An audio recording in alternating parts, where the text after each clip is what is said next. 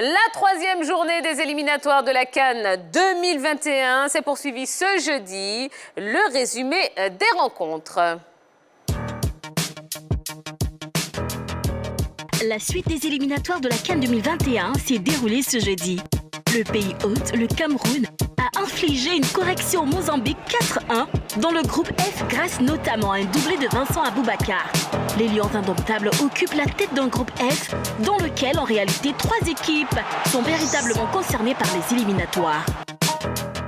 L'Algérie, championne d'Afrique en titre, continue son parcours sans faute dans le groupe H. Les Fedex sont venus facilement à bout des Zimbabwéens 3-1. Des buts signés Bouredja, Fegouli et Marez. Une autre victoire au match retour qualifierait officiellement les hommes de Jamel Belmadi. La Zambie, elle, a arraché une première victoire 2-1 face au Botswana. Dans le groupe C, le Ghana disposait du Soudan 2-0 pour signer son 3e succès de rang avec 5 buts marqués sans en encaisser. La victoire des Black Stars porte la marque de André Ayou, auteur d'un doublé. L'attaquant de Swansea et ses partenaires sont à 2 doigts d'offrir à leur nation une 22e participation à une phase finale de CAN. 3 semaines après avoir inscrit un quintuplé historique à l'Ajax d'Amsterdam, Lassina Traoré a porté le Burkina Faso qui s'est défait du Malawi 3-1 dans le groupe B.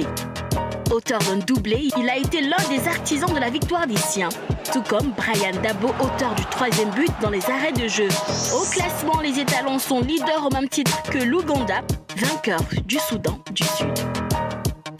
Dans les autres rencontres, le Gabon s'est emparé seul du fauteuil de leader dans le groupe D après son succès 2-1 sur la Zambie. Le Congo a battu les Swatini 2-0 pour devenir le nouveau dauphin du Sénégal dans la poule I.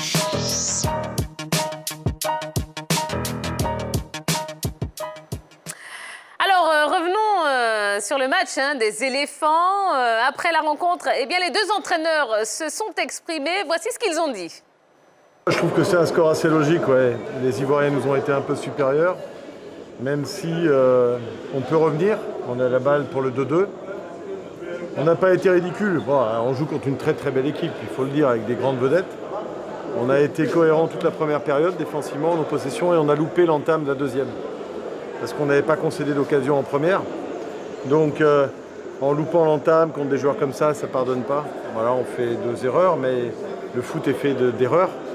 Elle permet de marquer. Après, on est revenu à 2-1 et on a la balle de 2-2. Et bon, voilà, il y a eu un moment de panique chez les Ivoiriens. Bon, le résultat est somme toute logique, mais je trouve que mes joueurs ont donné quelque chose de sympa quand même, contre une très belle équipe ivoirienne, très forte. Voilà, donc bon, il y a un match retour. Encore une fois, nous, on ne pensait pas prendre et on ne pense pas prendre de points contre les Ivoiriens, c'est des points bonus. Donc pour nous, un match nul aurait été super. Une défaite, c'est pas grave, parce que quand on était au tirage et qu'on avait la Côte d'Ivoire dans notre poule, on s'était dit qu'on allait terminer 2e, essayer de terminer 2e. Donc ce sont les points pris contre l'Éthiopie et le Niger qui comptent. Le plus important, c'était ces 3 points, ces 3 fameux points à domicile. J'ai eu l'impression qu'on n'allait jamais démarrer ce match.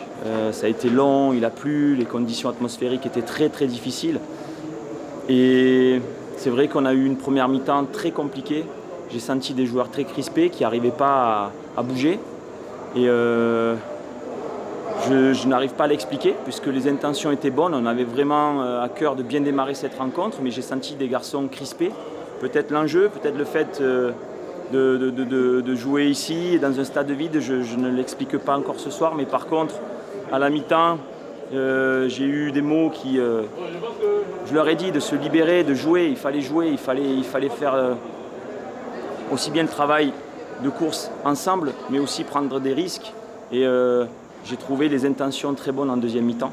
Début de deuxième mi-temps, on a récupéré des ballons, on a joué de l'avant, qui nous a permis de marquer 2 buts.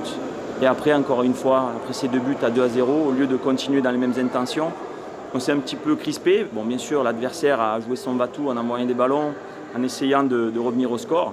Et on s'est un petit peu crispé à 2-1. C'est un peu dommage, on a eu un petit peu de casse aussi. Donc bien récupéré et puis bien voyager à Madagascar pour ce match retour dans quelques jours. Les garçons, il faut qu'ils se lâchent, il faut qu'ils se libèrent. J'ai senti un gros poids sur leurs épaules. Et à la mi-temps, je leur ai dit, mais vous risquez quoi de faire bien? vous risquez rien de faire bien. Au contraire, prenez du plaisir. Je sentais des garçons en première mi-temps qui n'étaient pas heureux d'être là, alors que c'est le plus beau sport au monde. Donc voilà, je suis satisfait de l'état d'esprit et des intentions en début de deuxième mi-temps qui nous ont permis de nous libérer. Je pense qu'on aurait pu continuer à 2-0 plutôt que de laisser l'adversaire sortir et essayer de le prendre en compte. Je pense qu'on aurait dû garder le ballon, garder nos intentions, montrer qu'on était plus solide, mais je le répète, les conditions étaient très difficiles et puis on a eu de la casse. Les changements nous ont été forcés par rapport à la casse. On a quand même trois épaules qui ont été sorties, donc je ne sais pas comment on va bien récupérer tout ça. Une entorse de la cheville de Maxwell Cornet, donc il y a eu pas mal de casses. Bien récupéré, je vous dis, pour faire ce long voyage de retour à Madagascar. Mais heureux pour les garçons, car ils méritent. On sentait une grosse pression sur eux. Et j'ai l'impression que s'ils veulent, ils peuvent faire de belles choses. Donc continuer dans cette direction.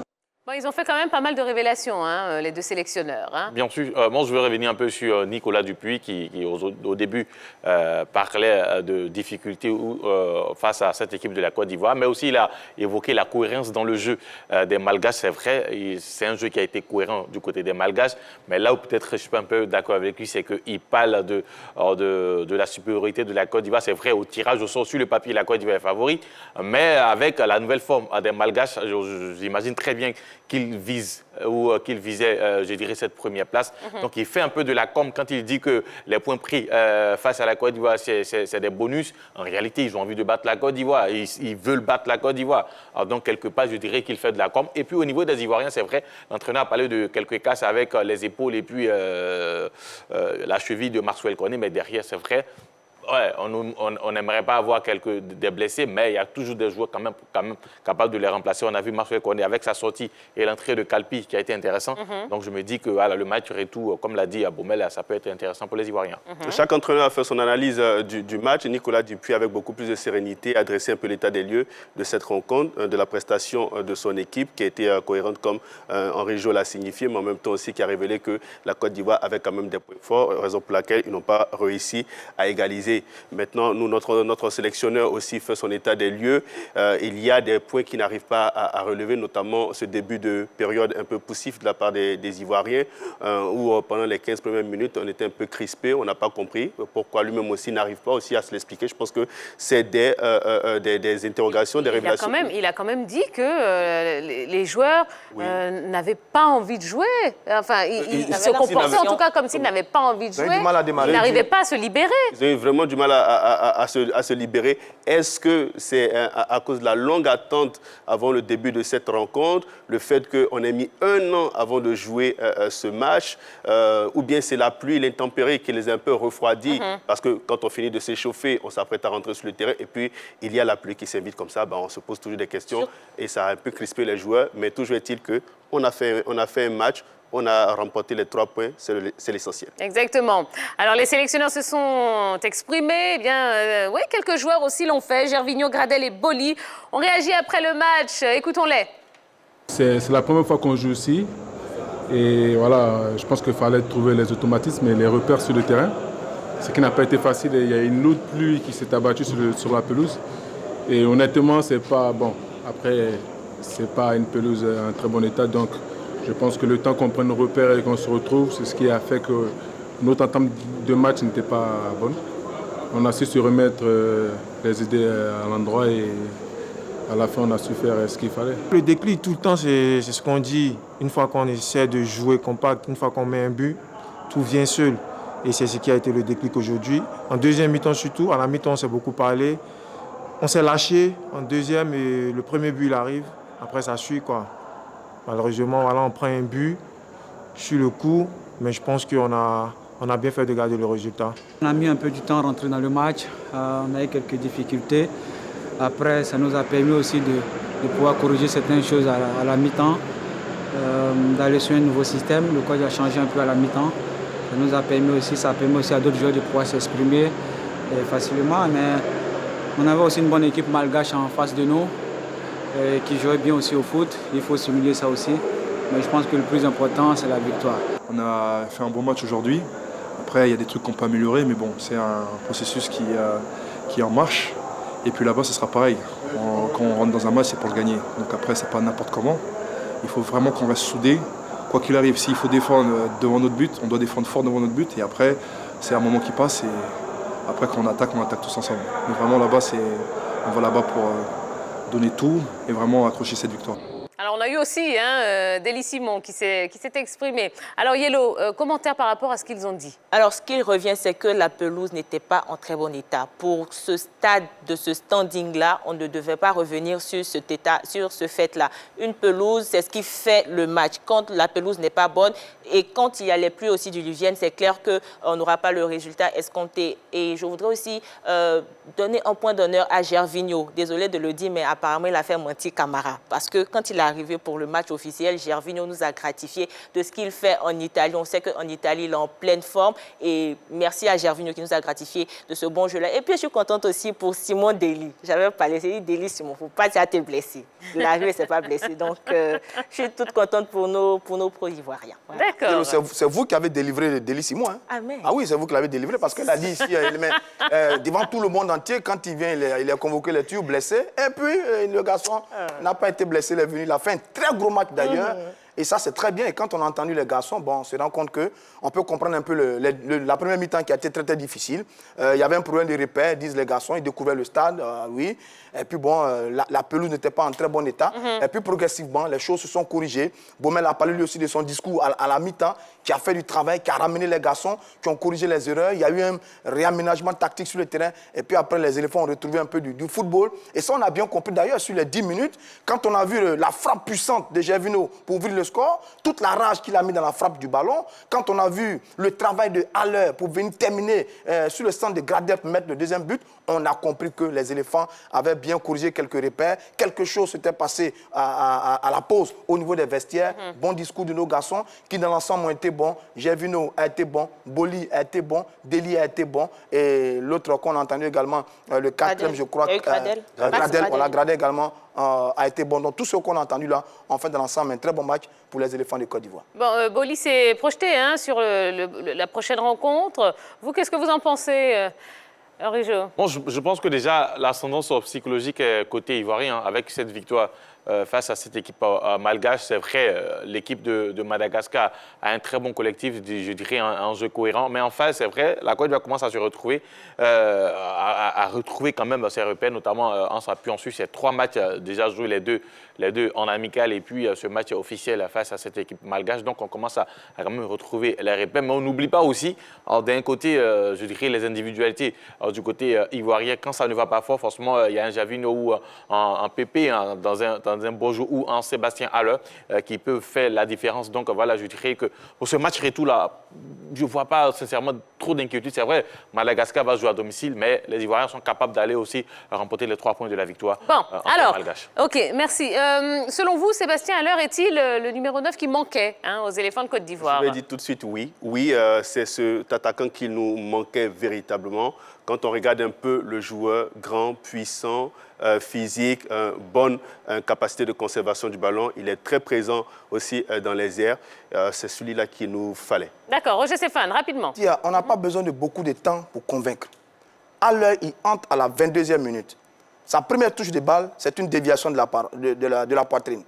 Son deuxième ballon, c'est une passe de la tête. Son troisième ballon, c'était une récupération de balle au milieu du terrain. Après, il manque un peu une action sur le coup franc de Pépé. Et puis après, il y a le but. Il dévie, il court, il se replace, il plonge, il met la tête.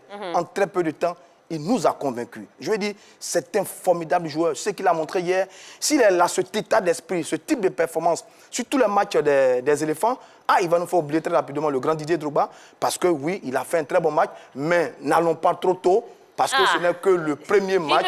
Ouais, parce que nous, les Ivoiriens, on s'emballe vite, on a raison aussi. Le gars est bon, mais ne nous emballons pas vite. Ça peut être aussi la chance du débutant. Voilà, ça peut être aussi la réussite du débutant, mais ne nous emballons pas trop vite, mais en tout cas, il a été très bon dans ce match-là. Yellow, qu'est-ce que vous en pensez? Alors, pour moi, c'est trop tôt pour le dire, parce que la Côte d'Ivoire a eu de nombreux buts. On se rappelle que les débuts de Kodja aussi ont été à peu près pareils, mais pour moi, le problème de la sélection, c'est la constance. On peut mettre un but pour la première sélection, mais après, qu'est-ce qu'il en est? Donc, il ne faudrait pas aller vite en besogne. Et puis, on connaît les Ivoiriens. Nous sommes très passionnés pour le premier match. Il nous a convaincus. On attend le match maintenant à Madagascar. C'est là qu'il va nous connaître. S'il a marqué, tant mieux. S'il n'a pas marqué aussi.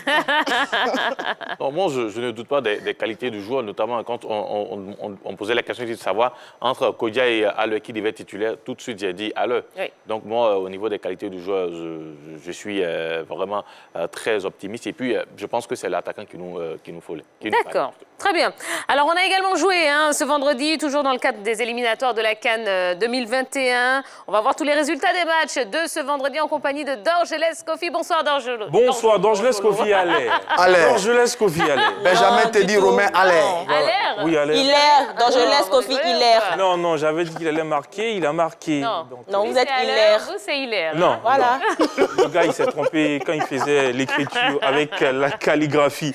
On va regarder ces matchs d'aujourd'hui. Groupe K, Niger contre Éthiopie à Niamey, victoire du Niger 1-0, but de Youssef Oumarou sur penalty. Groupe L, Nigeria, Sierra Leone, oui, 4 buts partout, doublé d'Alex Iwobi pour les Super Eagles, doublé d'Aladji Kamara pour la Sierra Leone.